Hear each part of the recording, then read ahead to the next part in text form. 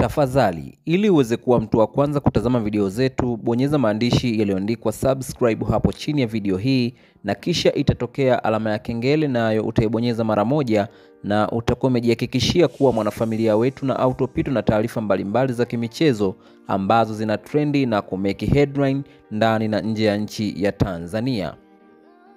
Miongoni mwa top story kwa sasa ambazo zimekuwa zikitrend lakini pia zikizungumzwa katika mitandao ya kijamii ni kuhusiana na taarifa mpya ambayo tunafahamu klabu ya Simba Sport Club pamoja na klabu ya Yanga viliweza kuzua gumzo siku hizi za karibuni mara baada ya klabu ya Simba kudai kwamba mchezo wao uko pale pale wa dabi ya Kariakoo ambao ulipangwa tarehe 15, lakini pia klabu ya Yanga ikiendelea kusimamia msimamo wake na kudai kwamba haitocheza mchezo wowote ule mpaka pale maombi yao yatakayoweza kufanywa kazi. Na miongoni mwa maombi ambayo klabu ya Yanga iliyafikisha mezani ni pamoja na kutaka mwenyekiti wa bodi ya ligi aweze kujiuzulu ambaye ni Steven Mguto, lakini pia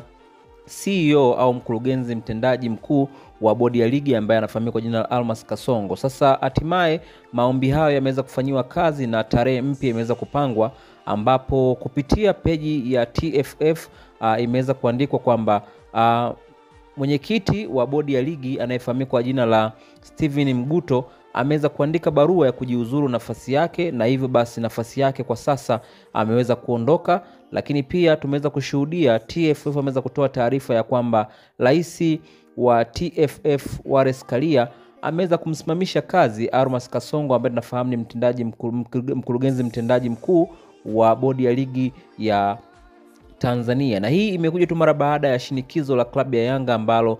liliweza kuwa mezani na wao wakaendelea kusimamia kwamba hawako tayari kushiriki kutokana na kwamba mchezo wa tarehe 8 ambao ni mchezo namba 184 uliahirishwa bila kufuatwa kwa sheria na kupelekea kuleta athara kubwa kwa klabu ya Yanga, lakini pia kwa wapenzi mbalimbali na wadau mbalimbali wa soka hapa nchini Tanzania. Sasa hatimaye leo hii Almas Kasongo ameweza kufunguka mazito mara baada ya kusimamishwa katika nafasi yake ya utendaji, na amefunguka na kudai kwamba yeye anakiri kwamba alifanya makosa kutokana na kwamba endapo angetumia sheria na kanuni kuweza kuiadhibu klabu ya Simba kwa kutokuweza kuleta timu uwanjani, huenda kusingetokea mzozo mzito, lakini pia kusingeweza kutokea yeye kuondolewa katika nafasi yake kutokana na kile ambacho wengi wanaamini kabisa kwamba huenda angefanya vile angeweza kuharibu mpira wa Tanzania. Lakini anajilaumu na kusema kwamba ni vyema angefuata kanuni kutokana na kwamba timu yenyewe ndio ilifanya makosa, lakini leo hii